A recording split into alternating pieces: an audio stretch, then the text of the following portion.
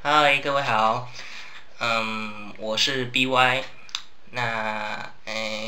很感谢各位呢，就是会来看我的这个频道，然后呢，我也很高兴，大家有给我留言，然后不论大家留言是好是坏，我都欣然的接受，非常感谢各位。然后呢，该怎么讲？我最近算是有点打混啊，因为个人事情有点繁忙。那我现在要做的一些事情，大概就是把我以前翻的一些早期翻的不是很好的影片呢，把它重新修过一遍这样子。那就是说呢，可能在大家眼中可能看起来这是比较打混的行为，但是我是个人比较龟毛，所以我想要把它做得好一点这样子。那也是兑现之前跟一些朋友的承诺，就是要把一些翻译上的错误把它更正这样子。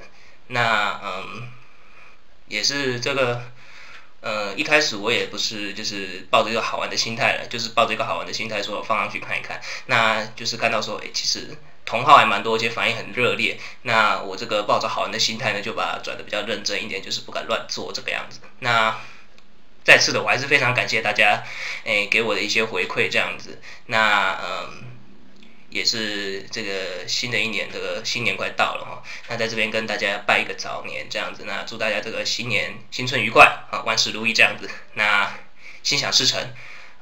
好，那我就废话不要讲太多了哦。那我在这边就再把早期影片做一些修正，然后希望大家可以喜欢这样子，谢谢。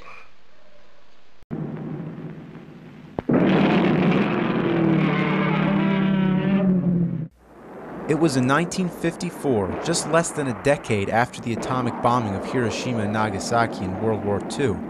The first Godzilla film was very serious in tone, and Godzilla himself was a symbol of nuclear destruction. After all, this is a movie made by people who actually experienced such a threat firsthand. The suggested origin of Godzilla is that he was created from nuclear radiation. His species has been debated for years, but most agree that he is a cross between a Tyrannosaurus rex and a Stegosaurus because of the dorsal spines on his back. As for the name, in Japan he's called Gojira, which is a combination of the Japanese words gorilla and whale. Gorilla and whale, huh? Well, that's kind of different than a T-Rex and Stegosaur. Well, what were they, tripping on acid? But no, the real reason he got his name was because there was a big tough guy working at the studio and his nickname was Gojira. So producer Tomoyuki Tanaki decided to use the name. So how would you feel if a giant fire-breathing monster was named after you? I don't know, but I think it'd be pretty awesome.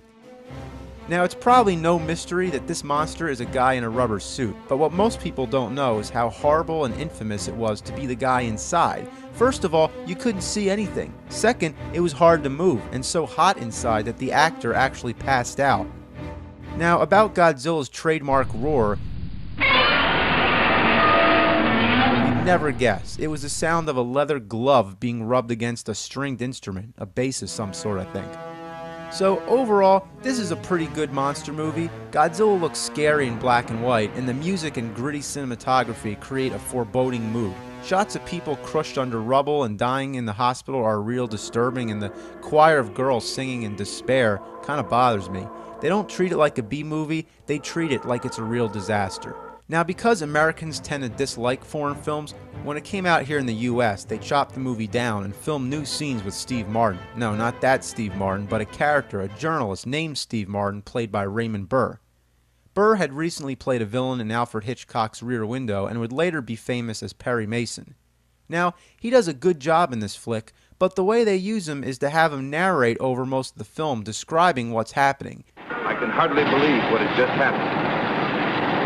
Now it seems Tokyo has no defense. It just seems like an obvious attempt to digest it all for us dumbass American audiences. Now, I could probably talk about this movie for another hour, but we got 28 more to go, so it's time to move on. In the words of Joe Bob, 4 stars, check it out.